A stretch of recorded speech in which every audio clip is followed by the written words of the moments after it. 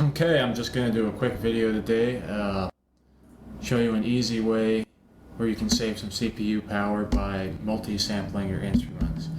Now I have two versions of the same synth here, one done in multi-samples. We can look at the sample group here, key zones, whatever. And here is the actual instrument I have sampled. And there are some drawbacks to this. Basically, if you have any complex kind of modulations going on with your sound, it's not going to work very well because they're going to end up transposed a little bit and not in sync with anything. And the other is that the decay tail here is that we're not going to use that from the synth, so that's going to end up sounding it still sounds very much the same, but if you have any complex filter going on your tail, it's not going to work very well. But those are the drawbacks, but the main advantage is, as you can see here, just using a ton of CPU just from several notes. If I open up the sample one, and I have a compressor on here, but it's not really doing anything. It's set to 0 amount, so it's basically just regaining that. They sound very, very similar. So basically, first of all, what you're going to want to do is open up your synth setting here. And if you have an FX on here, like chorus, what you want to do is turn that off, because if you're trying to sample and get a good loop going, that's really not an easy way to do it. It doesn't end up sounding that good. It's easier just to put it on after, and it doesn't take a whole lot of CPU. Next thing you want to do is go to any envelopes you have to your sound. Like first envelope I think is my filter envelope. So, and you want to turn release all the way down. You want to go to your amplitude envelope, which I think by default is number 4. Turn that release all the way down as well. So you get the notes that play, but they just kind of cut off. It sounds very dry like this, but that's the sort of sound we want for sampling it. Okay, now what we want to do, and I'll just pull this out of here for now. Let's see, that didn't reset. Is we want to figure out how many notes we want in this. So we need to be in our key roll here, and what we need to figure out is which is the lowest note we want to sample on this synth. So let's say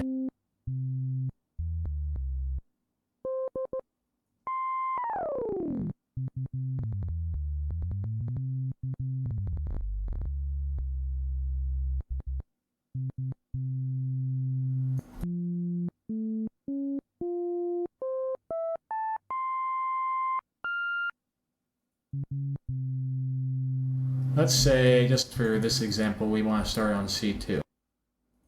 So we start off, draw a note in there. Let's say I have it set to 16. So we're at 1 bar. Just leave the last one open so we have a little gap. And let's say we want to do 8 notes. So what we do is, let's see, where is it? We extend the pattern out to 8 bars there. And when you do key groups, well, this is going to become a key group. What you want to have happen is you want to have an odd number of notes in between key groups, because what you're going to do is, or not in between, but you'll see, because you want to transpose this an equal amount up and equal amount down per key group. I find that a 5-note key group works extremely well. So that means that there is always 2 notes spaced, or 2 notes on top and another 2 for the next note. So there's 4 notes between that and the next note. So start counting 1, 2, 3, 4, and so that's a good spot to put that one. And you can save some time moving these around. You can just grab over all the notes, just mouse over them like that. Hold your Alt key. I'm not sure if it's the same on a Mac, but you should have something like it. And do the same exact thing. 1, 2, 3, 4, and Same exact thing again. Let's see, 1, 2, 3, 4. So we have 2, 3, 4. Yeah, everything lines up. And so we have our highest note will be up here at, what is that? That's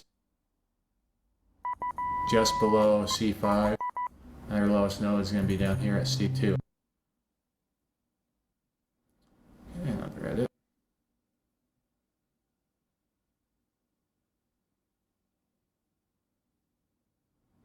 Okay, and drag this over to this pad. Okay, then we're going to go to sampling, have it all in there. First, we want to go to voice settings, engine. Just for now, we're going to turn it to 1 poly. Turn the pitch envelope mode to ADSR. Just leave these where they are for now, it doesn't really matter.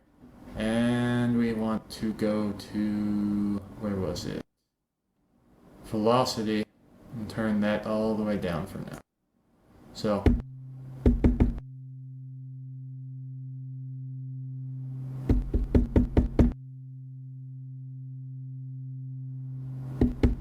for some reason in slice mode it just likes to play all the way through, who knows why. Yeah, we have the ADSR in there. So what we're going to do is we're going to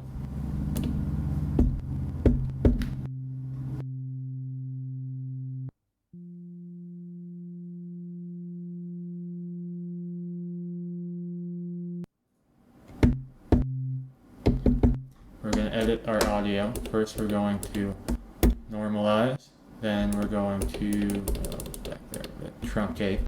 So cut off the end there. Truncate, and then we should have that's in there. And what we're going to do after that is we're going to go to slice mode, turn it into, we can do 8 slices, but it doesn't really matter. It's easier though, because sometimes these they're not going to be perfect. If we go into, let's see if I can get it into their detection mode here, and turn the sensitivity just so it hits the start of every single one of them.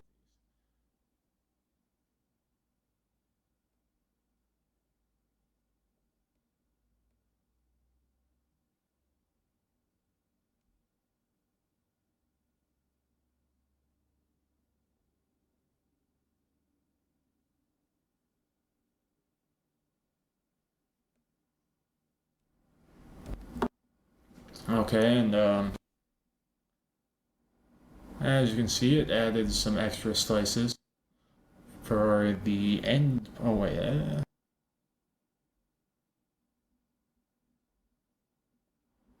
as you can see, it added some extra slices for the ends for whatever reason. So we want to take those out. So we can go slice. Just select that empty slice, remove that one. Okay, so what we want to do here is make sure we're at the right start point. I like to just zoom in and hit that. That looks pretty good to me. That one looks pretty good. It's at 0 crossing. Pretty good. No, pretty good there. Pretty good there. There. Okay, so we've got all of our start points at a good point. Take it off of edit and hit apply. When we hit apply, what it's going to do is it's going to take all of those slices and give us a pattern on the key roll here for all of them.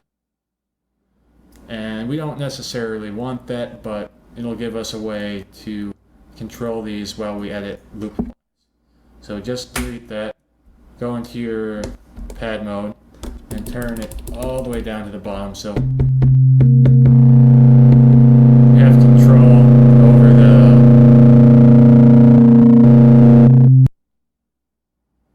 you have control over the different samples, and for some reason it seemed like voice settings went all the way back, so we're going to turn that to 1. We're going to turn,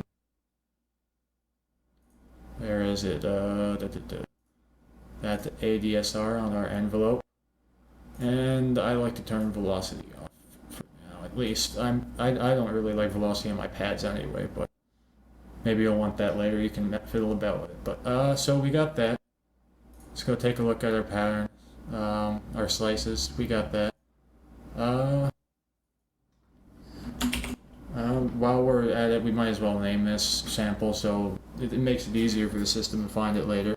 And we can name this, I don't know, it doesn't matter.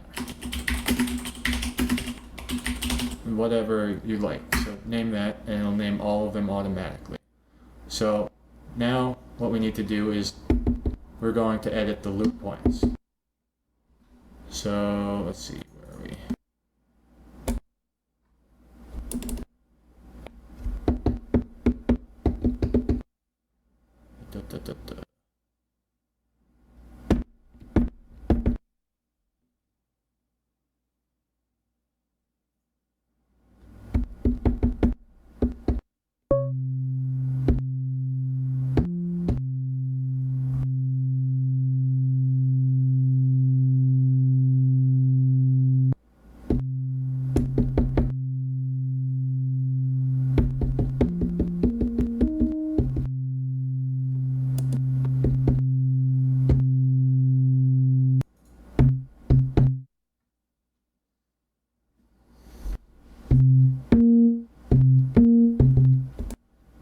Turn that into chromatic scale.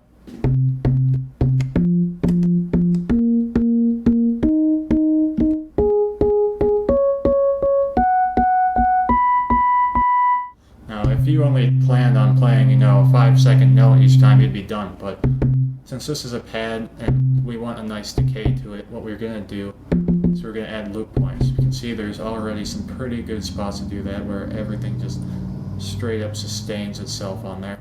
So to add a loop point, it's kind of convoluted for whatever reason in this. What you have to do is you go to, let's see, I believe it was zone mode, and you click on this sampling thing over here, and there you go. Okay, we can play it through all of our samples. Let's go to the first one, and if we tab over on here, we'll see that loops on there. So you want to turn that is on, and just want to pick a spot that looks good for now, because this is fairly simple synth. If you have one that has any undulations or kind of modulation going on, try and set it so that it matches the up and down so that everything can loop nicely. But for now we've got that. So then what I like to do is zoom in.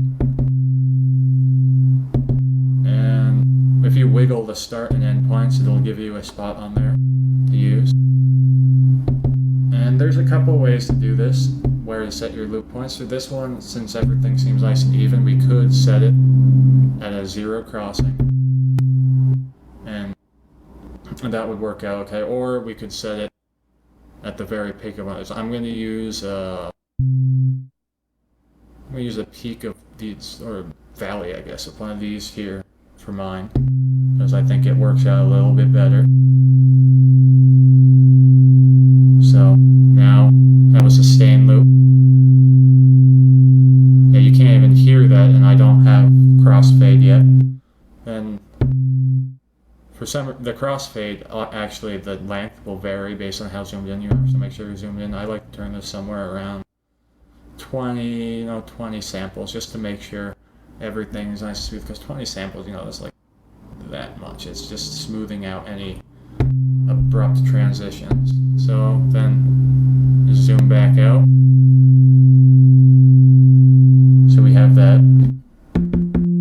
Okay, I'm going to go through and do this with all the notes and fast forward, because you don't want to wait to see me do that a million times maybe. So now what we've got is all of our loop points here. All of them are in there. What we want to do is edit our key map. So what we want to do is just untrigger that. So we have all of our notes here. And Maschine can be a little finicky about these, so I find the best way to do this is to just drag all of these over at once, far to the right of where we want them. Probably a little further than this, yeah, just somewhere over there. And then start by clicking the one we want. So we started at C2, then we skip over 4 notes, and continue this till we have all of the notes mapped.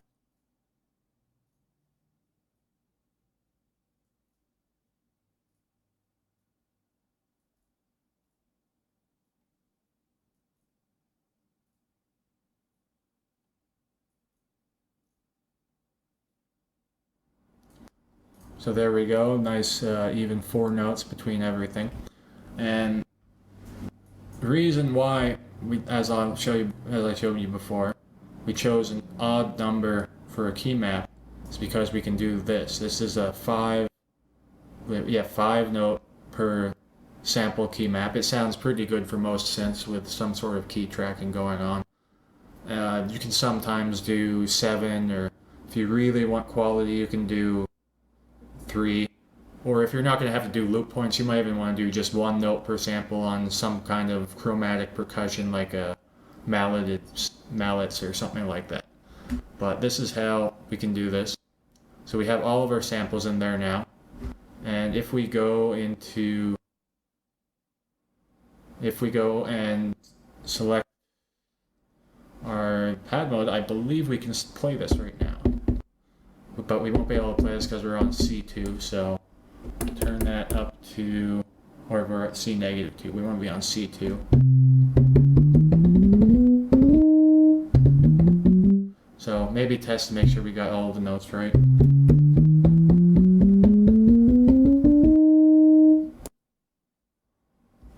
Up an octave.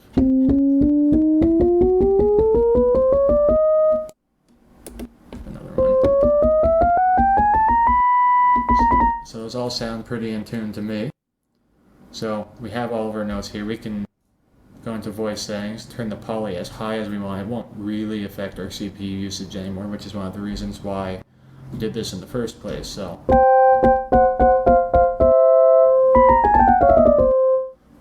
now we can get to getting it to sound more like the original patch. So we can add, what was it? Go to envelope and add some release to that, since this is a pad. It's probably a nice long release.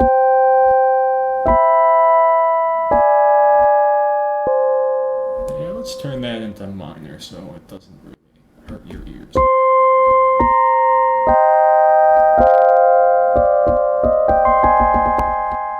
And as you can see, because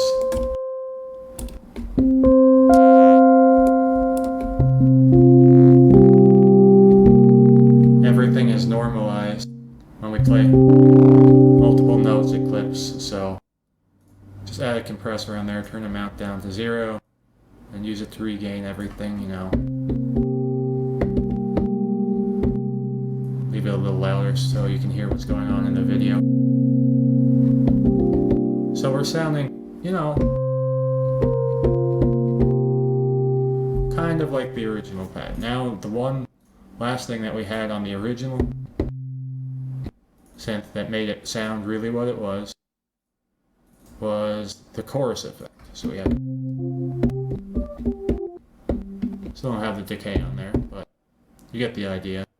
So what we want to do into this is just add on the chorus effect by ourselves. So we can add chorus. It doesn't sound exactly like the chorus in Massive, but it sounds very, very close. So as you can hear, that's probably a little bit. See, let's just tweak these around until we get it to sound kind of like what it was.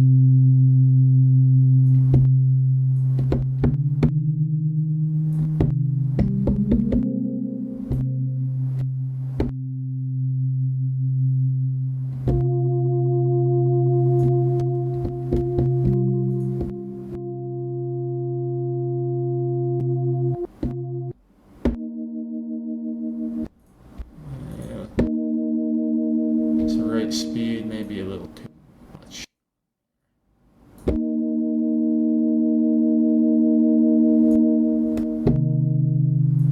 So what we got sound almost exactly like the original. You can just go back into the original and turn on the decay tail so you can hear if you want. Let's see.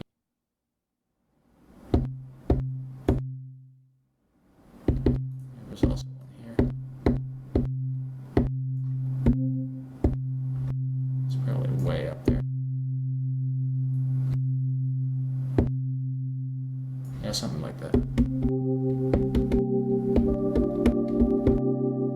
And you can see we're using a ton of CPU here because of all those reverb tail. But when we do it with the sample one, it sounds pretty much the same, but uses next to no CPU. So it's a pretty simple how to sample.